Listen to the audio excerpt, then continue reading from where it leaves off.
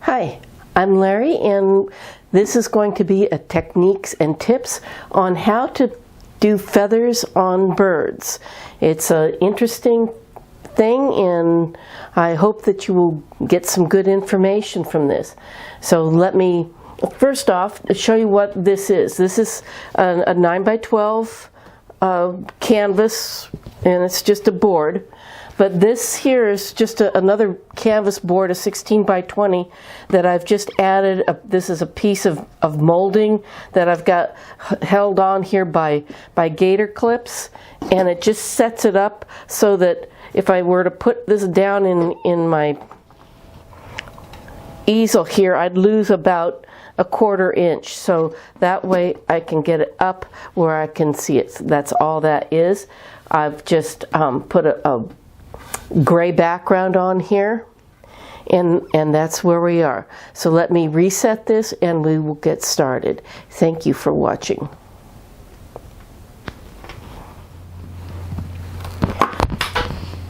All right, here I've got my bird that I have underpainted, and when you were underpainting, you want to make sure that your strokes are going along the same direction as, this is just water on my brush, by the way, this is not paint, but you want to follow the shape of the bird. I've dabbed this as I've painted so that there's, where my brush strokes are, they kind of create the suggestion of feathers. Some of these I will put in some shadows to make them a little more prominent. Others I'm just going to leave, maybe put a little highlight on them, and that's all. Your brush strokes matter, so when you're painting something, be sure that you're following the direction of growth, whether it's a bird, an animal, even trees, grass. You know, think about what you're painting and make sure that your brush strokes follow that growth. Okay, so I've got two things. I've got the bird here, and then I've got this section over here, which is a little bit bigger. This is a flat sable brush that I'll be using, at least to start with. I may switch to a round brush, but do most of it with this. Now I'm going to mix up a highlight, and I'll start over here so that you can see what I'm doing. This is actually a larger version of something I have in one of my projects. And if you're doing that project, this is just so that you don't have to keep looking for the part where I've done this. So, you know, everybody likes to do animals, or at least a lot of people like to do animals. I'm just mixing up some burnt sienna, little burnt umber, little blue, and some gesso, which I use as white, to make kind of a warm, soft gray. Now let me test it up here. Maybe a little more white. Now I have above me, this is from the project, and I'm kind of doing this bird right here. And so I'm looking at it, I have it right where I can see it. So I can see, one, what I'm doing, and two, what colors I might need. And also, and I started to do this because I just kind of, you know, do this on my own. But if you have any questions about where your feathers are, you can come in and suggest them here. Just remember that these feathers kind of overlay each other. So when you're putting them down, make sure that they kind of, like if this were one feather, another feather comes in on top of it here and another feather on top of it there. That helps them when they're flying and also to shed water when it rains. So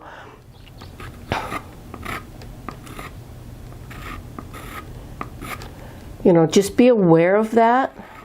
That's where the brush strokes come in, because these brush strokes can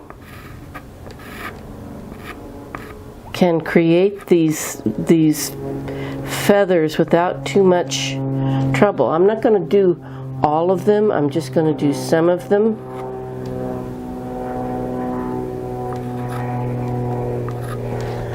And then over here,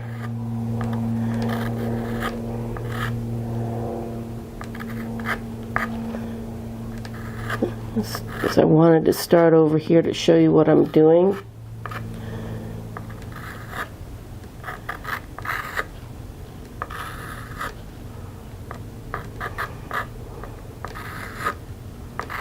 And for right now, I'm not going to worry about the dots or any coloration on the bird. But I'm just going to take this and just kind of follow the wing, or not the wing, but the feather in. And this is just highlight. So I'm just going to pull that in, and I'm kind of pulling up on it.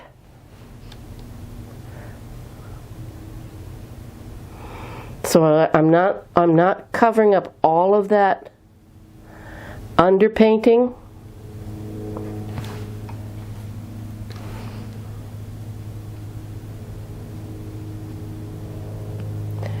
That underpainting is really important. I'll keep saying that as I'm giving my lessons, because a lot of people don't realize just how important that underpainting is.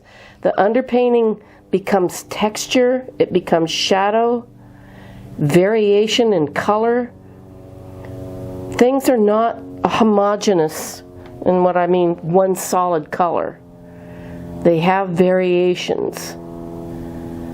Okay, so that's all I'm going to be doing on this. I just picked up a little bit more water. I have to mix up the color again, which is a little burnt sienna, a little burnt umber,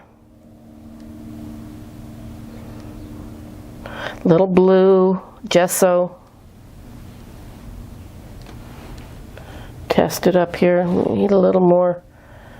I want it kind of on the gray side, so I'm adding more umber and yeah, okay. So this is just like the next layer. Now these are kind of on their side. You're seeing the side of the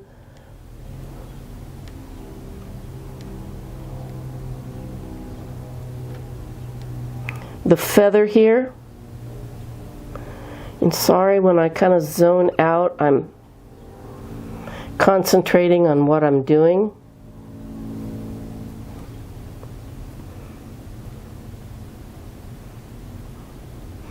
Sometimes just a little suggestion is all you need.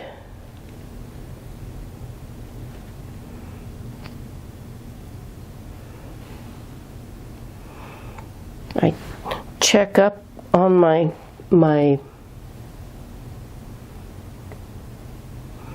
reference.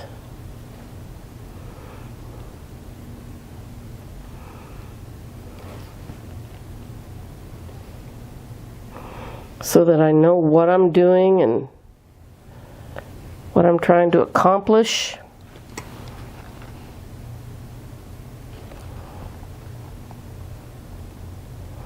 Now, what I'll probably do is I'll take a little break here in a minute, and I'll do some more of these feathers. It gets a little bit repetitious.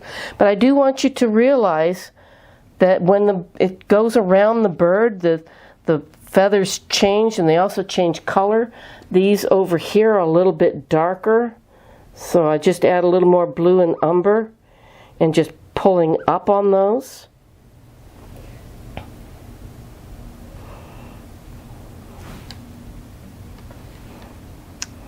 But when I break away, I'm not going to do anything that I haven't shown you, and if I manage to do it anyway, I will tell you what I did. I want you to understand what I'm doing here. So I added just a little bit of white to that.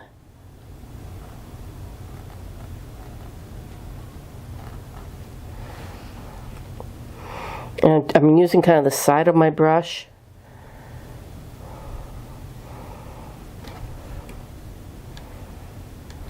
Okay, so I'm going to break away right now, and I'm going to kind of finish out some of these other feathers, and then I'll come back and show you about these wing feathers and some of this other stuff down here. So I'll be right back.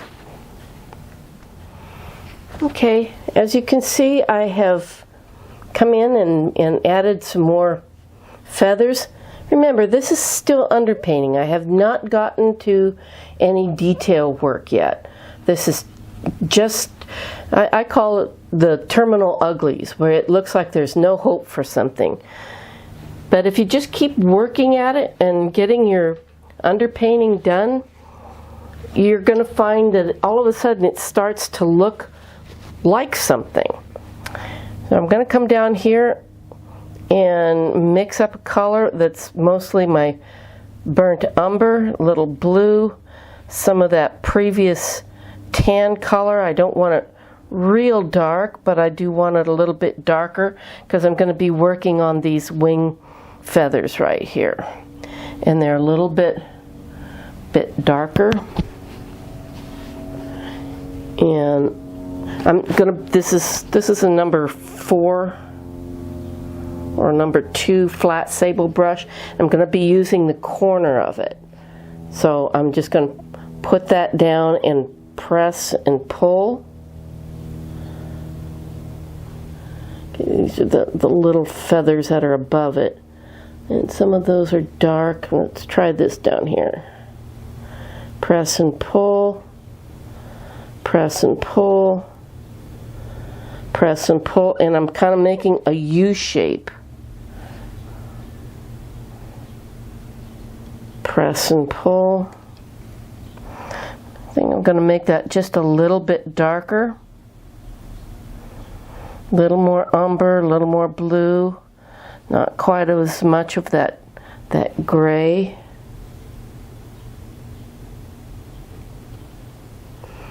Pull it all the way there. Touch more blue. Because over on the other side, it's in shadow over here.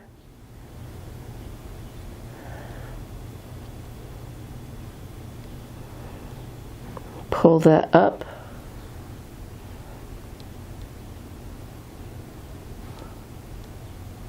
It's always darkest right underneath something. So I want to get that a little bit darker as these wing feathers come out from under these other feathers. And just pull them. I'm going to add just a touch of white. I add more than a touch of white. Talking and painting are not necessarily things that go well together. But as I've learned over the past 14, 15 years of painting, you know, you're going to make mistakes. Don't worry about it. Just accept the fact that you're going to make something that you don't like. With acrylics, it's so easy. You just paint it out. I'm going to add a little touch of orange to this color that I just mixed up, because as I'm looking at the feathers on the wings, I see some orange. So right in here, touch and pull, touch and pull.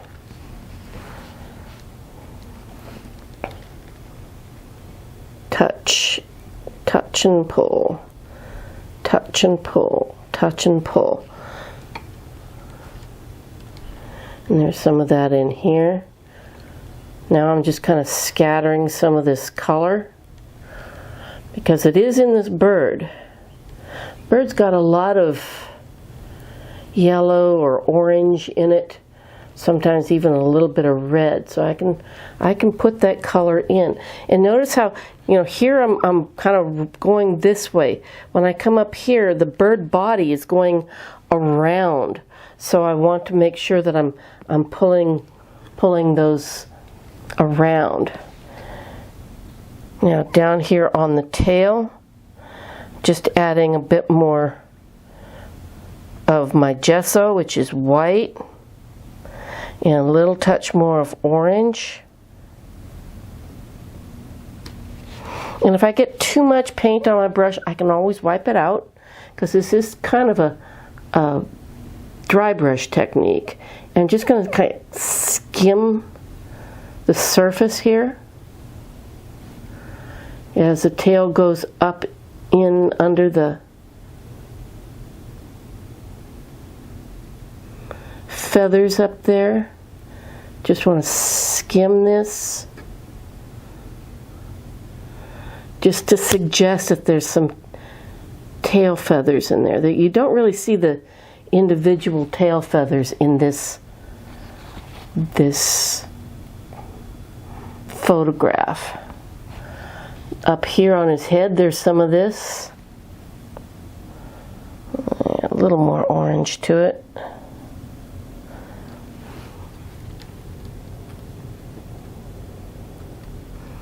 Kind of using the end of my brush to create that fuzzy look. These birds were sitting out there waiting for my sister to throw out their breakfast, and it was winter time and they were all puffed up, so these birds are a little puffier, so they'll have more shadows in their feathers, more texture in their feathers, because they are puffy. Now if they're, you know, in a different climate or a different situation, they may not be as puffy as that. Okay, so I'm going to show you up here on this one what I'm going to be doing, and I think for that I'm going to use a different brush. This is just a small round brush. It says it's a number 2. What I find problematic is that different manufacturers will give different numbers to, you know, this may be a number 4 or a number 6 in another manufacturer, or, you know, it just, they don't have a consistent thing. So, like dress sizes, you know, they vary from manufacturer. So what I'm mixing down here is my ultramarine blue and a little touch of alizarin crimson and a little touch of burnt sienna. That burnt sienna is just in there to kind of gray the color, and there's just a little bit of lighter, that lighter gray that I was using, so it's not real black. But, you know, I'll come back and I'll do some of this on here, but I want to show you what I'm going to do. Where there's a feather that's sticking up, it's going to cast a little bit of a shadow. If you put the paint down and then just kind of rub that outside edge and pull it down, or like this one dried real quick, you can kind of just lightly dry brush and create a shadow. This helps you form the feathers. This is really negative painting because I'm painting what's underneath rather than painting the actual feather. Like I'm trying to create this feather, I'm going to paint, well, now I'm doing that feather. I'm painting under it here, painting under this one there, and then lightly blurring that.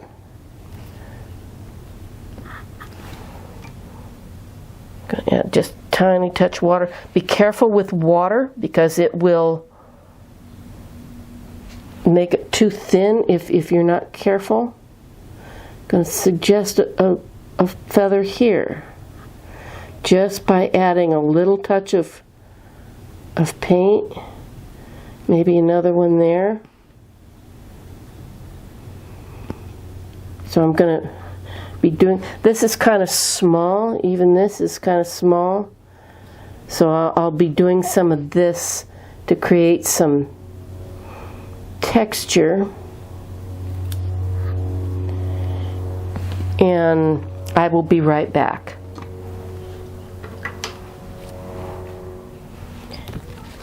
You can see what I've done here. I've done just a little bit of the shadowing under here. And I haven't done all of it. Now if you have some chalk marks, like I've still got some chalk marks, you can take your paper towel and just wet it a little bit, not real wet, but just wipe off the chalk marks if those bother you. You know, it doesn't hurt anything. I'll leave some of them because I'm not done with them yet. But sometimes the chalk marks can be a bother. Now another brush that you can use if you're wanting to do a little bit more finer detail is this little liner brush. There's another tips and techniques on using this little brush. The biggest part is loading it. You want to have your paint very ink-like. And I wish I had a second camera that I could focus down on my palette.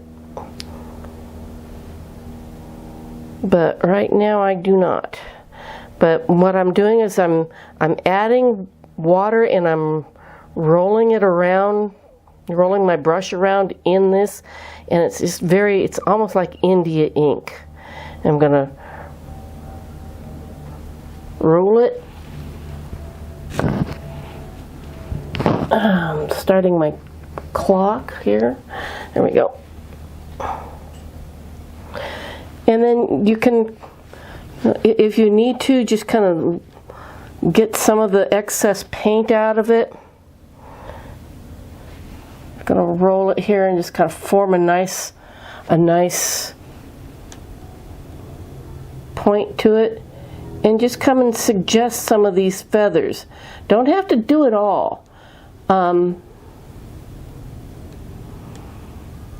know, you don't want to do all of the work for your viewer, but you can come in and just suggest. We're kind of illusionists as artists. We're just creating the illusion of something. So don't be afraid to come in and just, now I'm bracing this hand on my other hand. When you get old, your hands get shaky. So you can just do a little bit of this. Add detail is a personal thing. If you want a lot of detail, then that's up to you. If you don't want a lot of detail, that's also up to you. And I'm going to come down into these feathers here. I'm going to go back to this is my flat, my number 4 flat sable brush. And I want to come in with the blue, the burnt sienna, little white, touch of the alizarin crimson.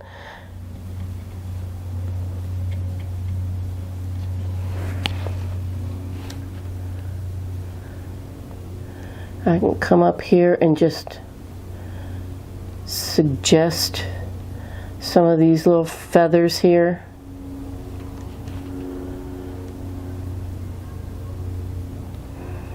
You know, use a size brush that works best for the situation. Don't break out your well, I shouldn't say don't, but try not to break out your little brushes right off the bat, because the bigger brushes will give you a little more, it's more spontaneity. You know, it doesn't look, you get really tight, you know, in your painting. Okay, let's see. Want to get a little bit more dark over here. And up under some of these. And I'm just going to kind of pull, just take my finger and just kind of pull that out. I'm started out in watercolor, so some of what I do tends to be a little more from my watercolor experience, but it doesn't make it wrong. You know, whatever works. I'm a for whatever works for you type of painter. Come back here with my little liner brush and just do some suggestions here of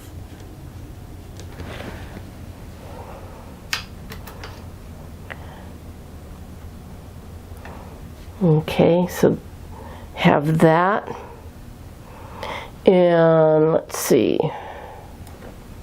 sometimes I go back and forth. I picked up the sable brush again, going back down kind of in that. It's going to be kind of a more watery color right in here, just little touches of that gray. Now what I want to do now is I want to add some more highlights, a brighter highlight. And if you want to go to a smaller brush, like this is my number 2 flat sable, and that would work. I'm going to make a little bit lighter color. This time I'm going to use my gesso, little touch of burnt sienna, little touch of orange, maybe pick up some of that mud. I don't want it real bright. You know, these colors on these birds are kind of subtle. But this is going to be a lighter color, a little more burnt sienna, I think. You know, doing a study like this really helps you. Okay, so with this one, I'm just going to like go back up here so you can see. Just kind of pull it. Don't lose all of that other color that you put on there. This is just for like the parts that are sticking up, that might be catching a little bit of whatever light is around. And if it's a gray day, it may not be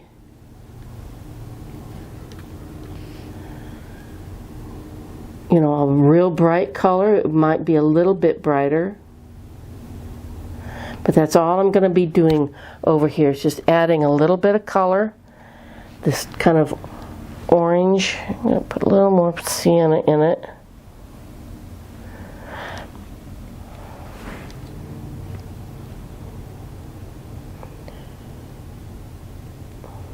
And I'm just going to come in. Right now I'm using just the side of the brush because I'm kind of just seeing the sides of feathers on this side because they've gone around the bird. And then as I come this way, I'll use the corner of the brush. Maybe soften it with my finger. Don't be afraid to get your fingers in this. Back and forth. I call my brush my multi-tool. My students have called them magic wands. But whatever you call them, they've got all surfaces. So don't be afraid to spin it around in your hand.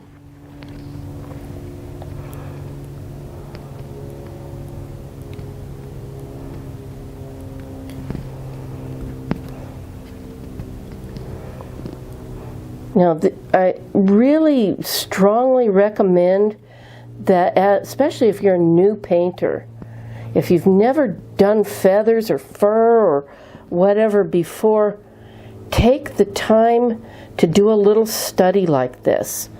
This will really help you, because we're all trying to paint our masterpiece. And if we don't know how to do something, I will do these for myself. If it's something I haven't done in a while, or if it's something I'm kind of questioning, I will stop and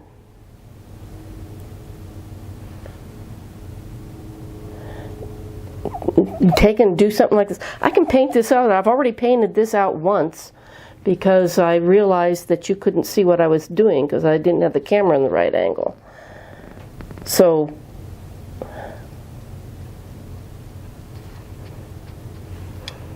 see, now the underpainting kind of becomes the shadows or texture in there. Come here, kind of add some more of that. Don't paint over everything that you've put up there. That becomes the texture, the highlight, or the shadows in it.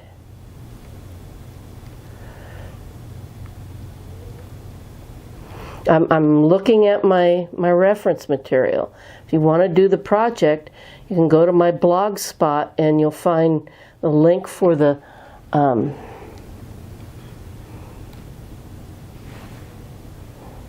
project and a drawing for this. So I'm going to kind of come and just lightly come down here. I'm going to add a little more orange, a little more burnt sienna. Kind of come up here and do these, following the shape of the feathers. Blur out those edges. Beware of those hard edges. Okay, I'm going to take a little break, get this worked up a little bit more, and when we come back, or when I come back, I'll finish this up. So stay tuned. Stay tuned. All right, now what I want to do is I want to get some of the finishing details on. Now, detail is kind of a matter of preference. I've mixed a dark color down here, which is, now I don't have black on my palette. I don't necessarily want it or use it, but what I do is I can use all of my dark colors. Mostly I use my ultramarine blue and either burnt umber or burnt sienna and a little bit of alizarin crimson, and it makes a really deep, rich dark rather than using black. Black I've always found to be kind of a color killer. So I try not to use it. Now, some of these birds have dots on their feathers, and you don't need to be exactly precise. I'm sure that each bird has its own spot pattern, but you just come in and add spots where you know, I'm just kind of looking. I've got 3 birds to look at, so I'm kind of picking out things that I see. This is my little round brush again. I'm going to use this color up here for the beak.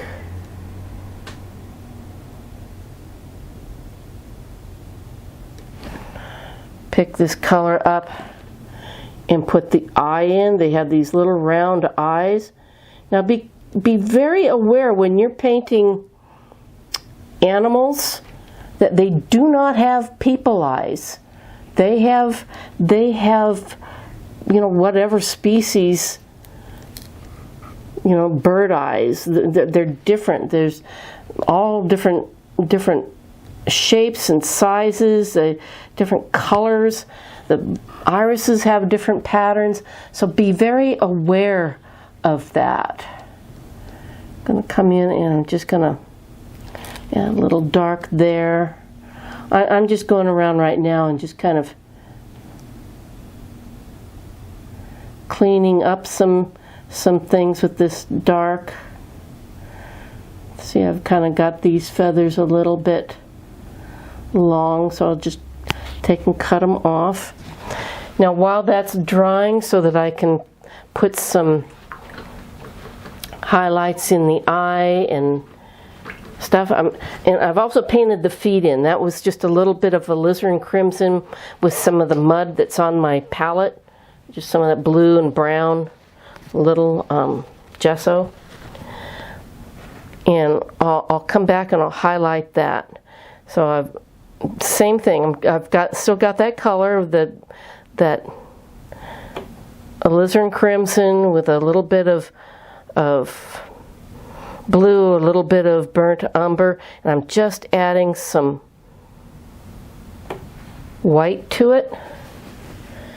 And this bird actually had his feet up underneath him, but I wanted to show you this. So I'm making little U strokes like this because their feet are rounded. Remember, you want to follow the shape of how something is growing. So if it's a round toe, you want to make it round. And I can take some of that dark color that I just had and kind of put a little shadow here under his feet. Maybe a toenail. Make sure I'm not in the picture here.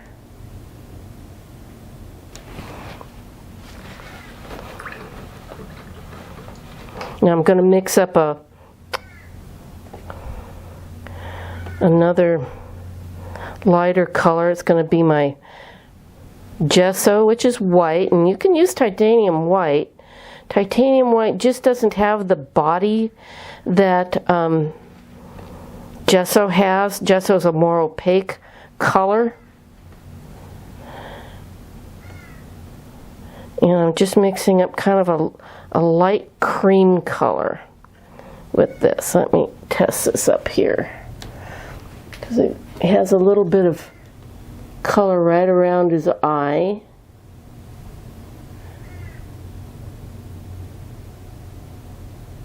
And I'm just lightly touching. I'm just letting the canvas take what it wants.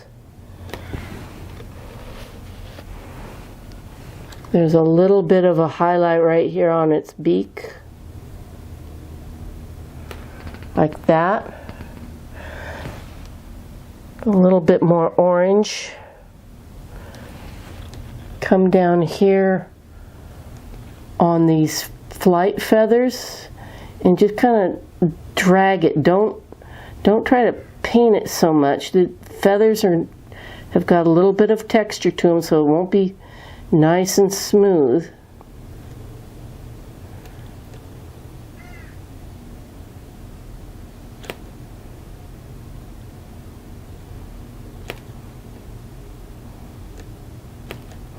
There's a lot of feathers that are all stacked up together here.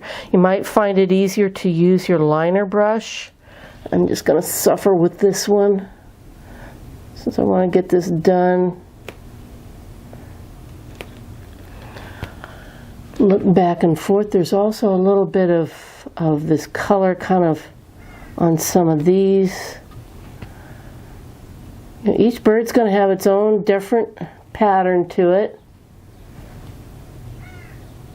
Up here on the shoulder, there's a little bit of lighter feathers right up in there.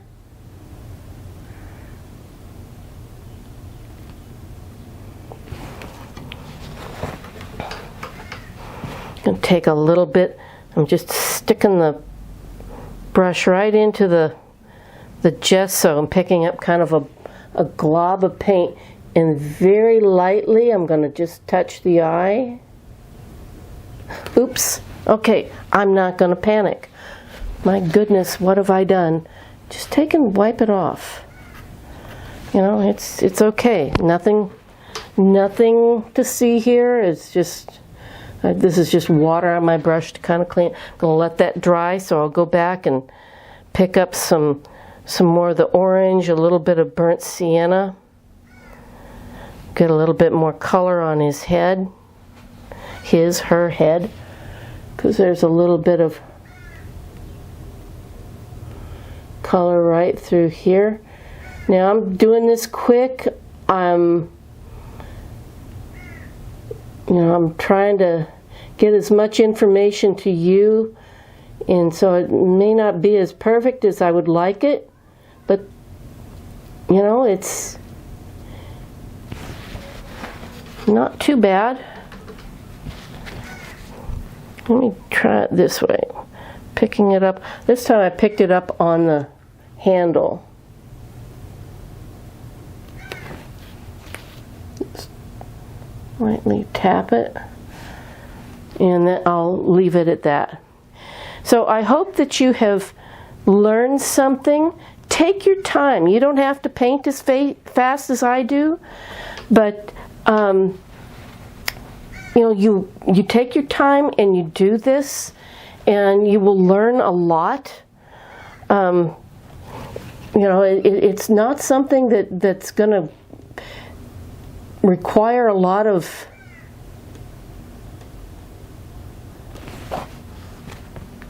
sweating and thing when you're working on a little study like this. This is where you get to make your mistakes. This is where you get to learn. So please come back again, and remember that you should be calling your friends, your neighbors, your family, but most of all, keep painting, and I hope to see you again in class real soon. Thank you for watching.